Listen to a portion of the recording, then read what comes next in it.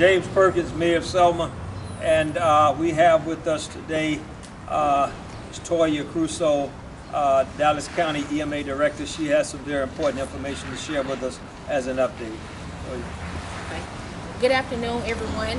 If your power has not been restored, please keep in mind that Selma High School is open and readily available. They have all the resources you need there.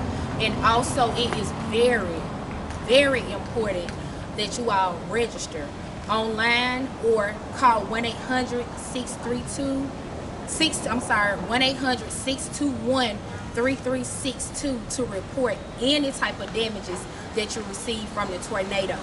There is a 60-day time frame to report your damages, and it is also important that you take photos, because those photos may be requested when FEMA comes around, or when you have a meeting with FEMA. It's very important that you show them those photos. Thank you.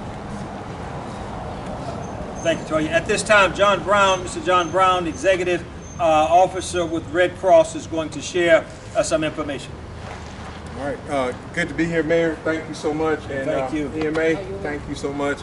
And I'd like to say the cooperation in the community has been second to none. We respond all over the country, and here has been no different from the community coming together, and it's that spirit that allows us to accomplish what we've been doing the last few days. We put out thousands of disaster supplies to the community, and we continue to do that in a micro session now with our faith-based community, from Brown Chapel to Seventh-day Adventists to others, and we're working to continue to expand that mission as much as possible.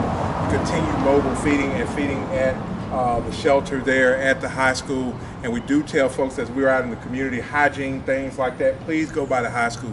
Take advantage of that. We're following things there as well. Councilman James and the commission have been doing a great job, enormous job. Let's say a thank you to the school board and the superintendent for their work and making it available to us. We're looking at over 500 major and destroyed properties in our damage assessment here in Dallas County. And that means there's a lot of people displaced, and we were just talking to the mayor about trying to find out who those folks are and making sure we get to them. We'll start that casework hopefully soon, and we'll be making announcements through our EMA director, the mayor's office, and other partners to get that going, along with FEMA partnering with us as well to do that. So we're looking at over 500, and it's over 1,000 that's being affected by that. And so we just want to make sure we get to the folks that's been displaced. You can't live in your house, in other words. And so we want to really get out here and help, and thank you for everyone. Tomorrow at the high school, we need your help. If you feel like that you're part of a partner agencies, from Eastern Stars to Masons to Shriners to anyone that can want to be able to help to get damage assessment done, we're doing damage assessment training at the high school tomorrow. So give us a call. If you're out there and you need to know about Red Cross, 1-800-RED-CROSS is the way to go. And we just want to continue to help, Mayor, and those that can, please reach out. Thank you, Mr. Brown. Look, folks, we're trying to find you. You're not at home because you're displaced. We need to find you. And the only way we can find you is you really need to register with FEMA. This is critically important. If we can't find you, we can't help you. And so please, please, go ahead and go through the registration process. If you don't understand it, go by any of the centers that we've mentioned to you. You can go by 2 Lawrence Street. You can come by City Hall. You can come by the courthouse. You can go to the Volunteer Center at Church Street Union Methodist Church. You can go to the Red Cross facility at Selma High. Go somewhere and register. Also, FEMA has individuals on the ground knocking on doors. They will have their official FEMA identification, and you will be able to share your information with them so that you can get registered. It really is important. We're getting a lot of different numbers on the number of units destroyed. the number of people displaced. I've heard 500 from Red Cross. I've heard 1,700 from the city. We really don't know the numbers. We're still trying to do that assessment. And so please, folks, come on now. It's time. This is day 6. We really got to get that piece of work done. The Volunteer Resource Center, VRC, Church Street United Methodist Church, 214 Church Street here in Selma, at the Wyndham Hall. Go by there. If you have already volunteered and you have left town, you still need to go in to the QR code and register as a volunteer so that we can count your hours and acknowledge that you actually have been a supporter. If you're coming into town to do work, or you are in town and you are volunteering anywhere, go to Church Street and register there. I'm going to say again, we are trying to find you. Well, we can't find you. You need to help us find you so that we can get you registered. I want to also mention this. First off, I want to thank the public for the level of civility we have seen. We have not had a lot of crime, but I want you to know that the Attorney General Marshall, was here in town today. He did a press conference. I did have an opportunity to have a private meeting with him. Our conversation's very, very specific. If you're caught price gouging the citizens of Selma, if you're caught trying to looter any of merchandise that don't belong, listen, if it's on the ground, it belongs to somebody else. It does not belong to you. You're not going to be able to take any of this metals to the salvage yards. We're going to be tracking you. Yesterday, we arrested 3 people who were actually doing this. We will arrest you. And so don't do this, folks. If you try to charge somebody $1,500 to put a power box on the side of their house, you're going to get your door knocked on. Any vendor that's doing business in town, you need to go by City Hall and make sure you have a business license, because we want to make sure that when citizens call us, that we can say, yes, you are a reputable business and that you should be, you are qualified to do business in our community. Those are the things that I kind of want to mention. We got the debris moved to the side of the road. Citizens of Selma, do not put anything in the debris piles. The only thing that goes there are the natural resources that you see. The trees, the limbs, that kind of material. Do not put mattresses or what we call white items, refrigerators and trash and things from your home. Do not put that in those piles. If you do, the pile will not be picked up. You gotta keep this stuff separated. The only way that the debris removals can remove those piles, if they have to be clean piles.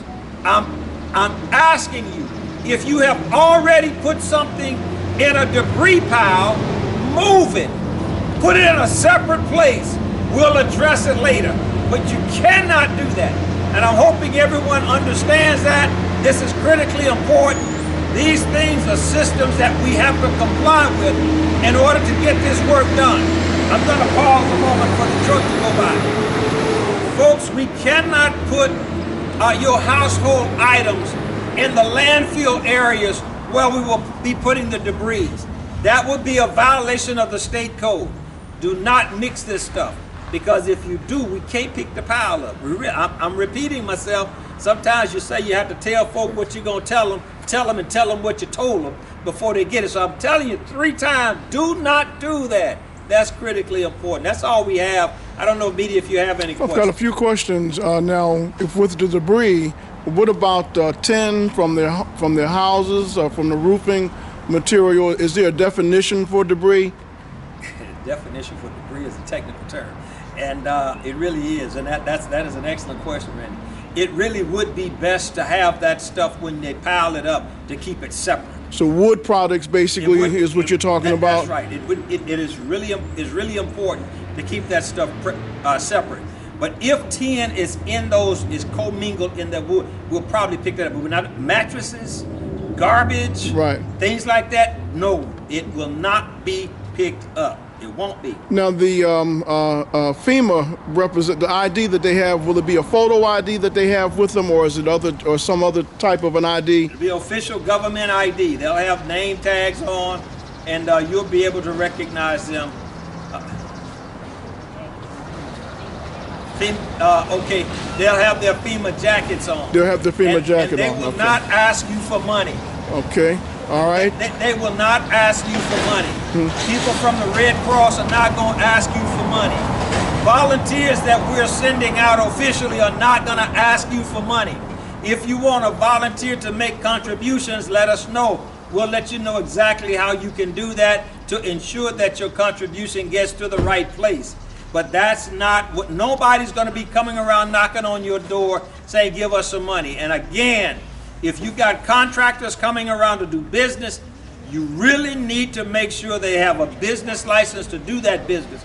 Because folks, if you pay them and they don't do the work, they don't have a business license, we can't go back and get them. Speaking of money, I understand you were given a $100,000 plus check by a private individual that was in business. Can you talk about that? We have received over 430, I believe, donors who have given to the Black Belt Community Foundation Fund. We did have one donor to come in, and he did do that publicly, Mr. Stan Pate. He did make a contribution in public, in the press, for $100,000. And so we are encouraging donors. We do need money. Folks, let me tell you why we need money. We need money because in fact, we need money more than we need toothpaste and diapers and all of those other goods. Because when we receive the money, we will be able to give the money to the people and they'll be able to buy things in the community, which is actually going to help us stand up again. That's really important. When you donate items to the community, that does not create a cash flow. There's no money turning over. So we really need to do that to replace the lost sales tax, to replace the lost property tax, to replace the lost franchise fees for people not having utilities on. All of that money needs to be replaced in order for us to sustain operations. And the best way to do that is to make contributions to finance so that we can help those individuals who have needs with money so that they can spend it here. And the only thing we would ask you to do is to spend it in Selma.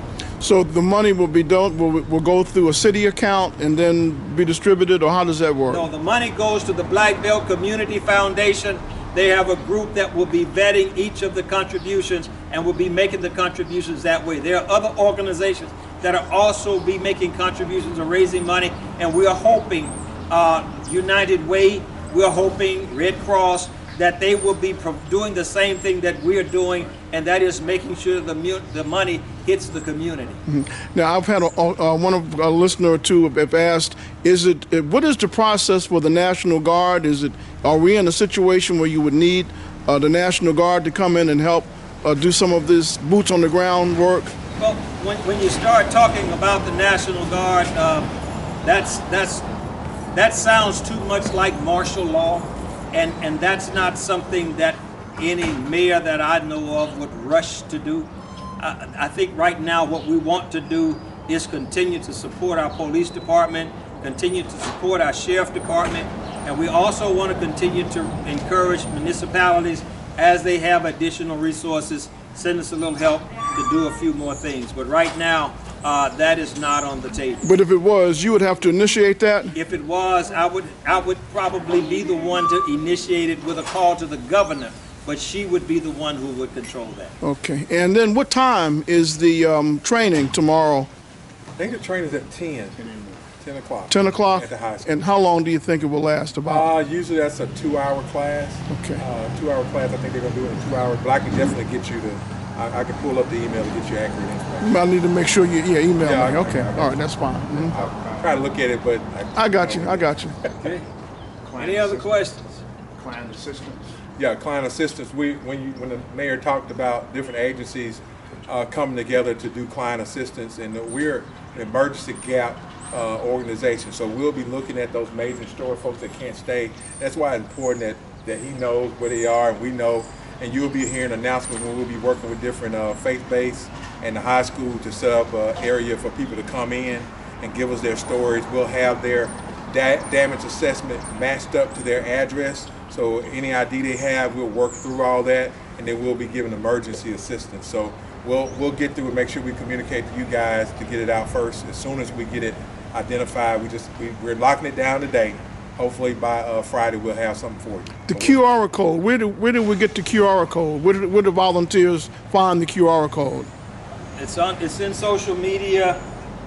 It's at Selma City Hall at the United Methodist Church. Okay.